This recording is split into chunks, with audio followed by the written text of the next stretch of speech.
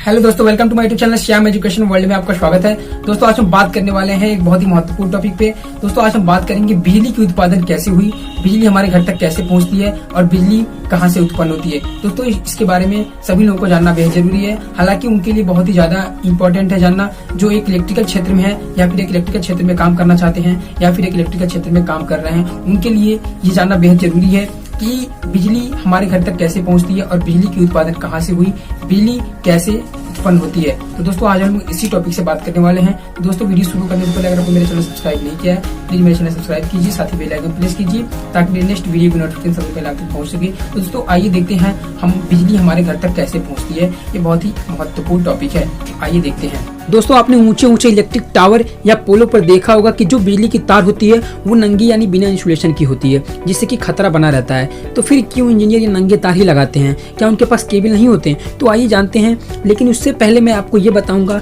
कि बिजली हमारे घर तक कैसे आती है। जैसा कि आप जानते हैं कि बिजली हवा, पानी, सौर ऊर्जा, कोयला आदि से उत्पन्न की जाती है। या दूसरे शब्दों में कहें कि ऊर्जा संरक्षण के नियम के अनुसार ऊर्जा को न नष्ट किया जा सकता है न उत्पन्न किया जा सकता है, केवल एक रूप से दूसरे रूप में बदला जा सकता है। जी हाँ दोस्तों, जैसे कि हम यहाँ पानी, हवा, सौर ऊर्जा, कोयला आदि को विद्युत ऊर्जा में परिवर्तन करते हैं। जहाँ पैरवी बनती है उसे पावर प्लांट कहते हैं, जो कि हमारे घरों या शहरों से काफ़ी दूर या ऐसी जगह जहाँ की आसपास की आबादी न हो वहाँ पावर प्लांट लगाई जाती है। पावर प्लांट से सिर्फ 11,000 वोल्टेज का उत्पादन किया जाता है। अगर इतनी वोल्ट को उतने दूर से लाएंगे तो वोल्टेज में कमी तथा लोड में डायरेक्ट पावर प्लांट भी बढ़ेगा, अथवा और भी कई कारण है। इसलिए वहाँ से 11,000 वोल्ट को स्टेप अप ट्रांसफार्मर द्वारा 440 या 220 kV में बदला जाता है। जहाँ पर बिजली उत्पादन होता है उसे पावर जनरेशन कहते हैं। वहाँ से 440 या 220 kV को बड़े बड़े इलेक्ट्रिक टावरों के सहारे भेजा जाता है सब स्टेशन की तरफ, जिसे की ट्रांसमिशन कहते हैं। यहाँ 440 kV को स्टेप डाउन ट्रांसफार्मर के द्वारा 132 kV में बदला जाता है और इलेक्ट्रिक टावरों के सहारे 132 kV सब स्टेशन में भेज दिया जाता है।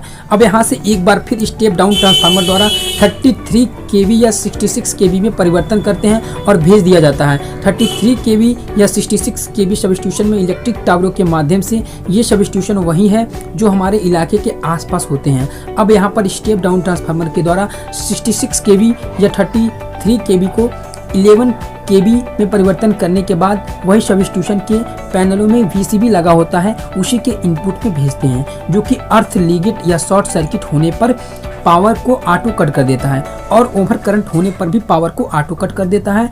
अब यहाँ से हमारे गांवों या शहरों के ट्रांसफार्मर तक पहुँचती है, जो कि 11 kV यानी 11,000 वोल्ट 240 वोल्ट में परिवर्तित करके इलेक्ट्रिक पोलों के सहारे हमारे घर घर तक पहुँचाती है। ये तो आपने जाना कि बिजली हमारे घर तक कैसे पहुंचती है। लेकिन अभी भी आपके दिमाग में ये सवाल जरूर आ रहा होगा कि इलेक्ट्रिक पोलो या टावरों के तार नंगे क्यों होते हैं, उसके जगह केबल का प्रयोग क्यों नहीं करते हैं। तो आइए जानते हैं कि केबल के बारे में। केबल कई प्रकार के होते हैं। हम जानते हैं उन केबल के बारे में जो ट्रांसफ्यूजन के लिए उपयोग करते हैं। अंडरग्राउंड केबल यानी भूमिगत केबल, धरती के सतह से नीचे गड़े केबल, इनसे विद्युत शक्ति और संचारण का संकेत होता है, जिसे एक स्थान से दूसरे स्थान तक ले जाते हैं, जिससे ये बहुत अधिक दिन तक बिना मरम्मत के काम करते हैं। अब जानते हैं कि ओवरहेड ट्रांसफार्मर लाइन में केबल्स को क्यों नहीं लगाते हैं, नंगे तारों को ही क्यों लगाते हैं। तो इसलिए क्योंकि यदि उसके जगह केबल लगाना शुरू कर दें तो इतने हाई वोल्टेज के लिए बहुत मोटी मोटी केबल लगानी पड़ेगी, जिससे कि लागत भी बहुत ज़्यादा आएगी और भारी भी बहुत हो जाएगी, जिससे कि टावरों पर नहीं लगा सकते। तो आप सोच रहे होंगे कि यदि ज़मीन पर नहीं लगा सकते तो अंडरग्राउंड में क्यों नहीं डाल देते। तो इसका यह भी कारण है कि धरती पर हमेशा घर बनाने के लिए खुदाई करनी पड़ती है और नाली रोड बनाने के लिए भी खुदाई करनी पड़ती है और बिल्डिंगों की बनती हैं तो भी खुदाई करनी पड़ती है। बाकी अन्य कार्यों के लिए भी खुदाई होती रहती है।